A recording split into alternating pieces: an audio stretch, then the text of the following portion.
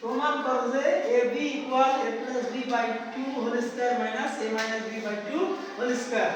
তাহলে ab equal 1 by 4 নিলাম, তাহলে এখানে 4ab হয়।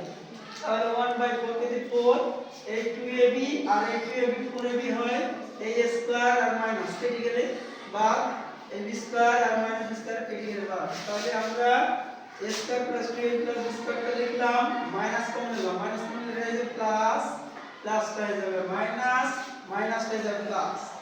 তাহলে এটা কি হয়, a প্লাস হোল স্কয়ার হয় মাইনাস এটা মাইনাস হোল স্কয়ার হয়। তাহলে 1 বাই 4 অর্থাৎ a কে 4 দিলাম, a plus whole square by 4, 1 এর দরকার নাই, 1 দিয়ে উল্টো এটাই হয় minus a minus whole square by 4।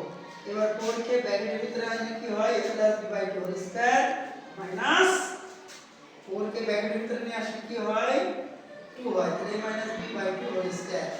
অতএব আমরা বলতে পারি ab equal a plus b by 2 whole square minus a minus b by 2 whole square. এটাই প্রুফ। এই পর্যন্তই।